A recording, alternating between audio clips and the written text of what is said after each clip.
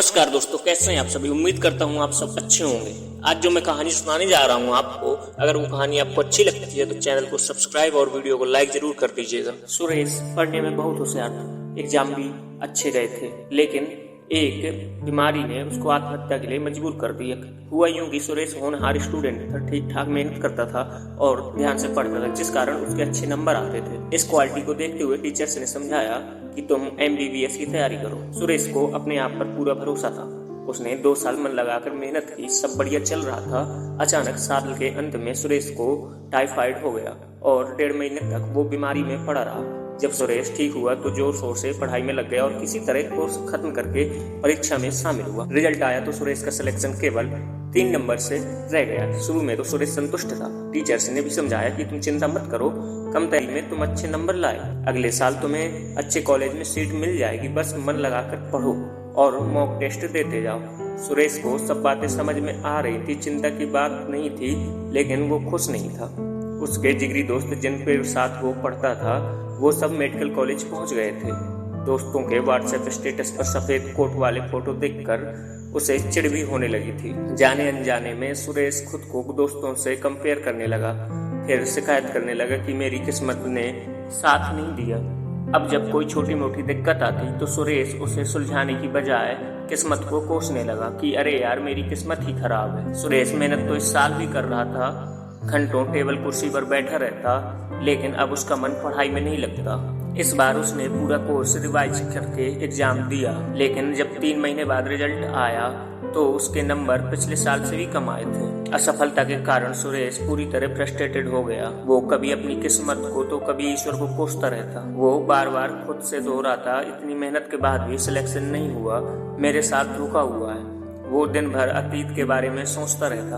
अगर कोई टोक दे तो उसे पूरे दिन बुरा लगता और वो बदला लेने के बारे में सोचने लगता। उसके बदले लोगों ने उसे समझाना भी छोड़ दिया था। एक दिन सुरेश पूरी तरह हताश होकर एक पहाड़ की तरफ चल दिया कि ऐसे जीने से क्या मतलब, जब मन को चैन नहीं मिल रहा। सुरेश काफी देर तक चोटी के किनारे खड़ा रहा। उसे समझ नहीं आ रहा था कि मैं क्या करूं, कैसे छलांग लगाऊं। तभी पीछे से आवाज आई, पीछे हटो वहां से। वो आवाज नहीं, आज्ञा थी। सुरेश के पैर अपने आप पीछे हट गए। उसने पीछे मुड़कर देखा तो एक अंधेड़ उम्र का योगी सा साधु जैसा दिखने वाला आदमी खड़ा है। योगी तो एक नजर में ही सब कुछ समझ गया था। उसने पूछा, क्या हुआ तुम्हारे साथ जो तुम कूदने जा रहे थे। सुरेश ने सारी बात बता दी। आज पहली बार सुरेश ने अपने मन का दुख किसी के साथ बांटा तो उसे काफी हल्का महसूस हुआ। योगी ने सुरेश से कहा, यह बहुत छोटी समस्या है जिसे तुमने बड़ा बना लिया है। अगर तुम चाहो तो मैं इस परेशानी का आसान हल बता सकता हूँ। सुरेश ने कहा, मुझे जल्दी बताइए, मुझे क्या करना होगा। मैं हर हाल में बुरी बातों और असफलता को भूलना चाहता हूँ। योगी ने कहा, मेरी कुटिया पास में ही है, वहीं बैठकर बातें करेंगे। कुटिया के समीप आते ही योगी ने सुरेश को पेड़ के पास बैठाया और अपनी कुटिया के अंदर चले गए। थोड़ी देर बाद योगी बाहर आए।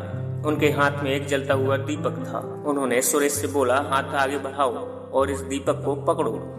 योगी ने सुरेश से पूछा, इस दीपक का वजन कितना है। सुरेश ने कहा, कुछ खास वजन नहीं है इस दीपक में। योगी ने कहा, कुछ देर इस दीपक को यूं ही पकड़े रहो, बस अपने नजदीक मत लाना। कुछ देर में ही सुरेश के हाथ दुखने लगे। योगी ने फिर कहा, अगर तुम इसी तरह दीपक को 1 घंटे पकड़े रहो तब क्या होगा। सुरेश बोला, ऐसा करने से हाथों में दर्द होने लगेगा। योगी ने कहा, और अगर दीपक को पूरे दिन पकड़े रहो तब क्या होगा। सुरेश ने कहा, जी हाथ सुन्न पड़ जाएगा, मांसपेशियों में खिंचाव बढ़ जाएगा। योगी ने कहा, क्या इस दीपक के वजन में कोई अंतर आया है। सुरेश ने कहा, नहीं, दीपक का वजन तो पहले के ही जितना है। योगी ने कहा, जैसे दीपक हल्का होने के बावजूद हाथ को चोट पहुंचा सकता है, वैसे ही छोटी मोटी बात, चिंता न करने वाली बात अगर दिन भर पकड़े रहोगे तो भी अपने आप को भयंकर कष्ट में डाल लोगे। योगी ने कहा, जैसे कष्ट से बचने के लिए आपको बस दीपक नीचे रखना है, वैसे ही तुमको अपनी चिंता और शिकायत को नीचे रखना है। चिंता, तुलना, शिकायत, असफलता, फ्रस्ट्रेशन, ये सब तुम्हारे पहले विचार के साथ शुरू हुआ जब तुमने सोचा कि मैं पीछे रह गया, और ये विचार बार बार मन में चलता रहा। और जब ये विचार बार बार मन में चलता रहा तब इसने तुलना यानी कि कंपैरिजन का रूप ले लिया। फिर कंपैरिजन ने शिकायत का रूप ले लिया। जब शिकायत की आदत पड़ गई तो तुम्हारे मन का चैन ही खत्म हो गया। सुरेश ने कहा, ये तो सब मैं समझ रहा हूँ, मेरी आदत बन गई है, मैं दिन भर यही सोचता रहता हूँ, बताइए मैं क्या करूँ। योगी कहते हैं कि सबसे पहले इस बात को समझो कि जीवन में कभी न कभी ये हम सबके साथ होता है। हम प्लान बनाते हैं, मेहनत करते हैं, लेकिन वो पूरे नहीं हो पाते। इसमें न किस्मत की गलती है न हमारी, बस हम नए सिरे से दोबारा कोशिश करते हैं। ये सब तुम्हारे साथ छोटी उम्र में हो गया। तुमने ईमानदारी से मेहनत की लेकिन रिजल्ट नहीं मिला। लेकिन अगर तुम इस घटना से सीख लेते और शिकायत और नेगेटिव विचारों को छोड़कर अच्छाई देखो और अपने काम में मन लगाओ, तो फिर जीवन में तुम्हें असफलता कभी नहीं रोक पाएगी। सुरेश अब उत्सुक था। उसे समझ में आने लगा कि उसे एक नई स्किल सीखनी है। यह घटना उसके जीवन का एक बड़ा लेसन बन गई। उसने योगी से पूछा, मुझे यह तो समझ आ गया कि पुरानी बातों को बोझ नहीं बनाना चाहिए, पर यह सब मैं करूँगा कैसे? योगी ने कहा, हमारा इंसानी दिमाग इस तरह से प्रोग्राम है कि या तो ये धन्यवाद महसूस कर सकता है या फिर चिंता कर सकता है। इसलिए अपने दिमाग को धन्यवाद देना सिखाओ। छोटी छोटी चीजों में अच्छाई देखने की आदत डालो। ऐसा करने से कुछ देर तो तुमको चैन मिलेगा, लेकिन कभी कभी धन्यवाद देने से काम नहीं चलेगा। हर रात सोने से पहले तुम्हारा मन हल्का हो जाना चाहिए। आज के दिन की गलती और दुख कल परेशान नहीं करना चाहिए, तभी जीवन में प्रगति होती है। इसलिए सोने से पहले तुम्हारा मन हल्का होना बहुत जरूरी है। ऐसा करने के लिए हर शाम को वो सभी बातों को लिखना शुरू करो जिनके कारण तुम परेशान थे, और उसके लिए भी धन्यवाद लिख दो। फिर 2 लाइनें लिखो कि आज तुमने क्या अच्छा किया, और 2 लाइनें कल तुम क्या बेहतर कर सकते हो।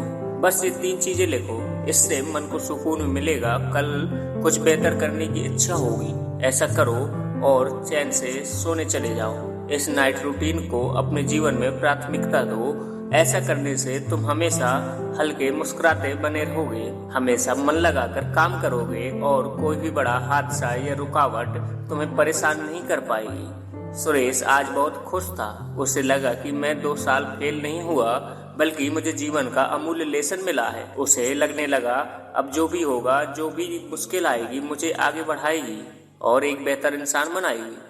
उसने अपने मन में नोट किया कि मुझे हर रात बस 3 बातें लिखनी हैं। आज के दिन की परेशानी के लिए धन्यवाद देना है, आज क्या अच्छा किया, और कल एक चीज क्या अच्छी कर सकता हूँ। दोस्तों, अगर ये कहानी आपको पसंद आई है और इससे लगता है कि आपके जीवन में कुछ अच्छा हो सकता है, तो प्लीज चैनल को सब्सक्राइब और वीडियो को लाइक जरूर कर दीजिए। धन्यवाद।